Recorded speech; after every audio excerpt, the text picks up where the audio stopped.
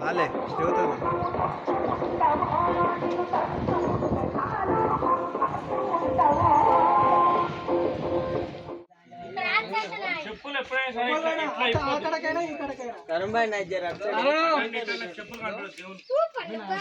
చెబుతుంది.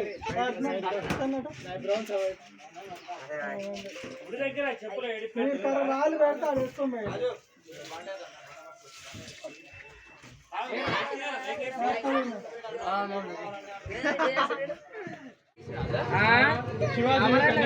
ఐడి కింద మెన్షన్ అయి ఉంటాయి చూడు.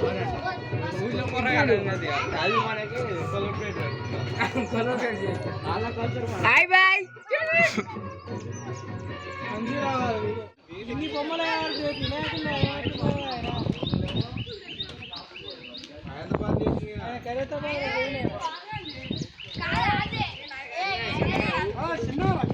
నిమ్మలంగా వర్రా రే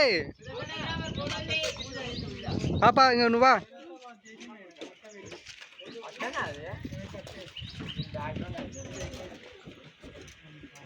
చిన్న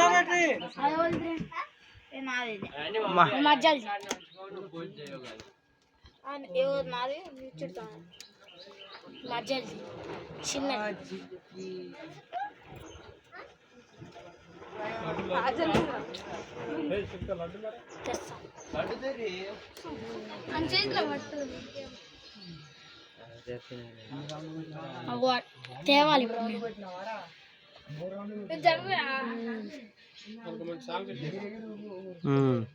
అన్ని మట్టి కనిపిస్తాయి.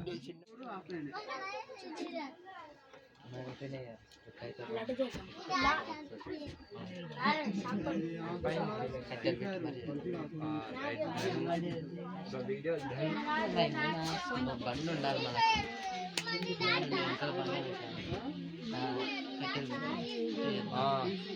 ఎట్లా ఒక ఫోటో చెప్పరాదు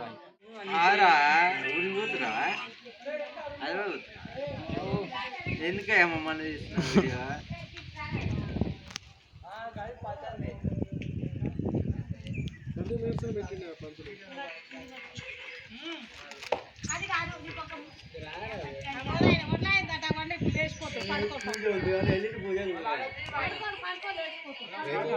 బల్లాలని ఎందుకురా?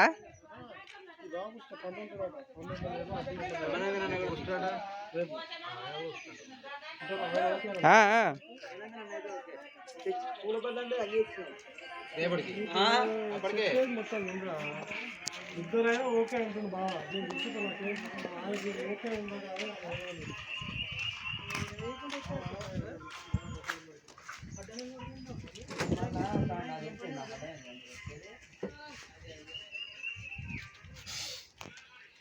ఉంది కానీ ఐస్ ఐస్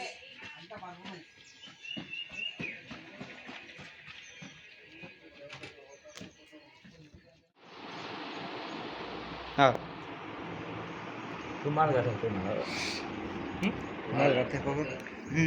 ఇట్లా కట్ట బాగుంది కదా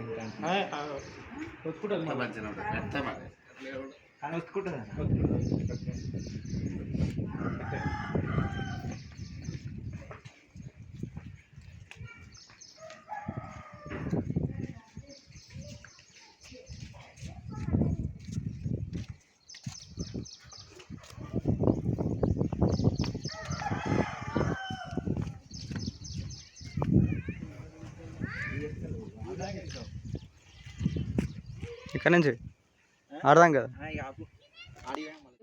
ఆ స్పూను గిన్నె ఇంకా ఇట్టపో ఇంత పెట్టి మూతి కట్టుకుంటా పో. ఆడబెట్టి ఆడబెట్టి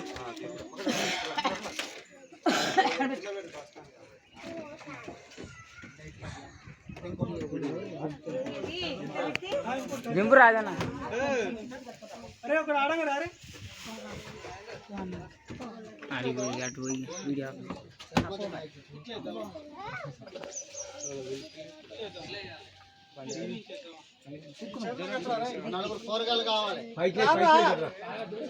పోరా రై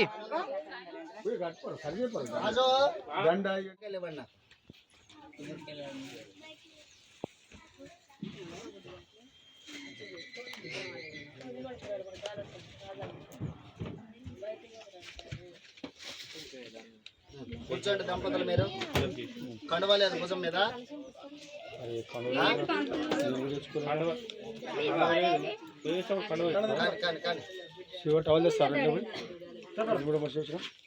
కొంచెం అక్షంతలు తీసుకోండి అమ్మా మీరు.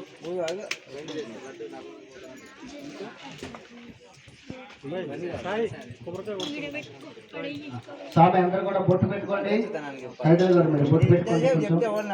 కుంకుమ బొట్టు పెట్టుకోండి. కంకణాలు ఫ్యామిలీ మెంబర్స్ ఎంతమంది అన్ని అక్కడ వేసుకొని మిగతా కంకణాలు. శ్రీయే నమః, శ్రీధరాయ నమః నమస్కారం చేయండి. హరి వాహం నమ సదసే నమస్పదస్పతయే నమో దివే నమః మృదుభే సప్రదా సభ్య సభాసదాః తానింద్రియావతాః కురు సర్వమాయుర్భాసతాం సర్వేభ్యః మహాభాగవతేభ్యో నమః. ఆయం ముహూర్త సుముహూర్తోస్తు శుక్లాం వరదం. అది కింద పడతారు. కరెంట్ ఉంది మనం చెప్తున్నారా చెప్తున్నా కూడా కరెంట్ ఉన్నప్పుడు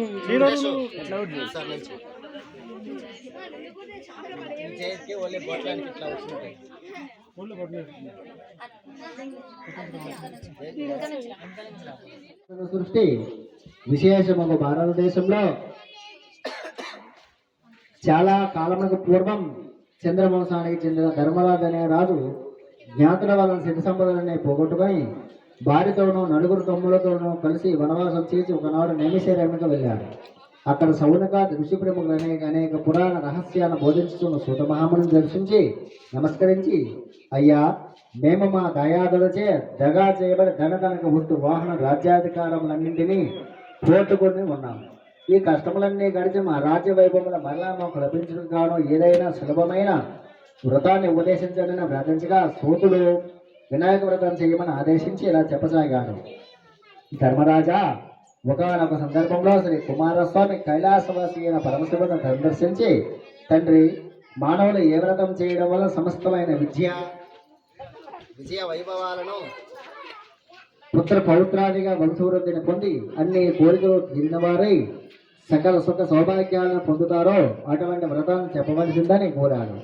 అందుకు సమాధానంగా శివుడు, నాయన కుమారస్వామి, సర్వ సంపత్కరము, ఉత్తమము, ఆయుష్ కామార్థ సిద్ధిప్రదము అయిన వినాయక వ్రతం అనేది ఒకటి ఉంది. దీన్ని భాద్రపద శుద్ధ సవిధినాన్ని ఆచరించాలి. ఆ రోజు ప్రాంతకాలమై నిద్రలేచి స్నానం చేసి శుచిబుద్ధుడై నిత్యకర్మలు నెరవేర్చుకుని తమ శక్తి మేరకు బంగారంతో కానీ వెండితో కానీ కనీసం మట్టితోనైనా విఘ్నేశ్వరుల బొమ్మను తయారు చేసి తమ ఇంటికి ఉత్తర దిక్కున ఒట్లు కానీ బియ్యం కానీ పోసి మండపాన్ని నిర్మించి అష్టదళ పద్మాన్ని ఏర్పరిచి గణేశ్వరుని ప్రతిమ ప్రతిష్ఠించి శ్వేతగంజాక్షతలను పుష్ప పుత్రాదులతో పూజించి దీపాలను వెలగా నేరేడు చెరుకు మొదలగు ఫలములను ప్రత్యేకముగా నివేదించి యథాశక్తి వ్యాధి విలైన విప్రులకు దక్షిణ తాంబూలాలు ఇచ్చి బంధుజనంతో కలిసి నూనె ఉపయోగించకుండా చేసిన భక్ష్య భోజ్యాలను భోజనం చేయాలి. మరునాడు స్నాన సంధ్యానం పూర్తి చేసుకొని అనంతరం పునఃపూజ చేసి శక్త్యానుసారంగా గణపతికి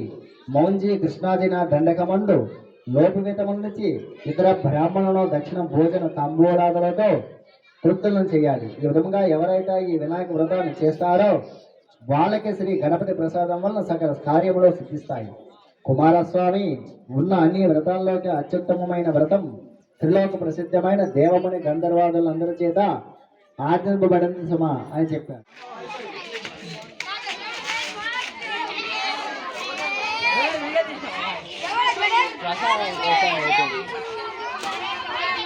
ప్రసాదాల పంచాయన్ వేయడంలో